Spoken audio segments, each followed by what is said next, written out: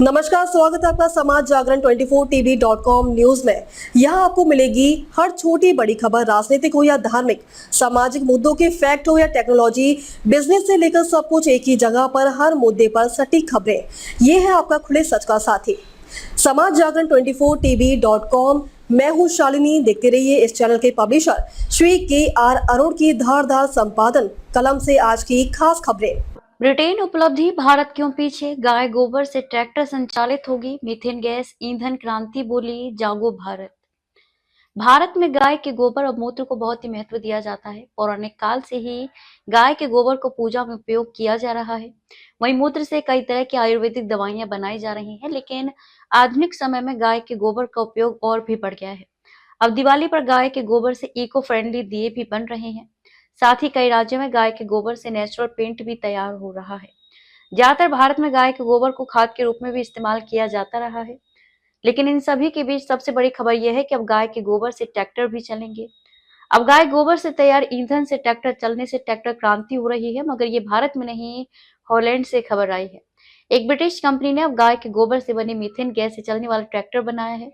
भारत क्यों पीछे है, गोधन प्रेमियों के लिए चिंतन है, ये मुद्दा गुलजारी लाल नंदा फाउंडेशन के अध्यक्ष समाज विज्ञानी कृष्णराज अरुण ने उठाया है। भारत के लिए भी चिंतन योग्य अच्छी खबर है। ब्रिटिश कंपनी द्वारा गाय के गोबर से चलने वाले ट्रैक्टर के आविष्कार पर भारत के पीछे होने का कारण भारत में इस तकनीक को अपनाने के लिए बुनियादी ढांचे की कमी, पूंजी निवेश का अभाव, सही नीतियों की कमी और जागरूकता की कमी जैसे कई कारक हैं।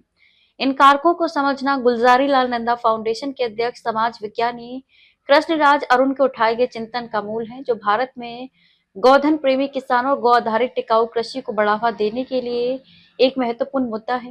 ब्रिटिश कंपनी के आविष्कार के मुख्य बिंदु ईंधन, गाय के गोबर से बनी बायो मीथेन गैस का उपयोग किया जाता है जो डीजल की तुलना में अधिक किफायती और पर्यावरण के अनुकूल है। प्रौद्योगिकी, लगभग 100 गायों के गोबर से उत्पन्न मीथेन गैस को क्रायोजेनिक टैंक में तरल रूप में परिवर्तित करके ट्रैक्टर को चलाया जाता है।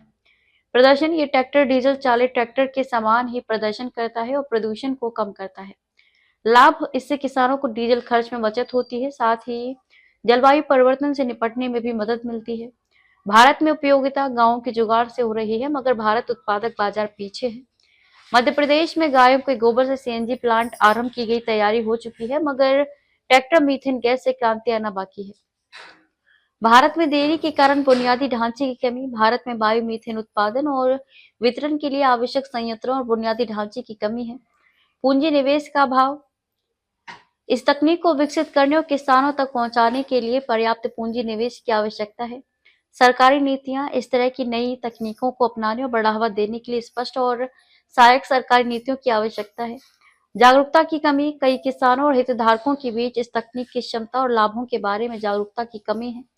इस प्रकार गाय के गोबर से चलने वाले ट्रैक्टर का आविष्कार भारत में गौ आधारित टिकाऊ कृषि और ऊर्जा स्वतंत्रता के लिए एक महत्वपूर्ण कदम हो सकता है। इस मुद्दे को हल करने के लिए, उपरोक्त चुनौतियों को दूर करने के लिए सामूहिक प्रयास और सरकारी सहायता आवश्यक है। कृपया ध्यान रहे, ऐसे ही लेटेस्ट अपडेट पाने के लिए हमारे चैनल को सब्सक्राइब करें और लेटेस्ट नोटिफिकेशन पाने के लिए बेल आइकन दबाना न भूलें। यदि आप फेसबुक, इंस्टाग्राम, ट्विटर, यूट्यूब के माध्यम से देख रहे हैं तो पेज को फॉलो जरूर करें। धन्यवाद।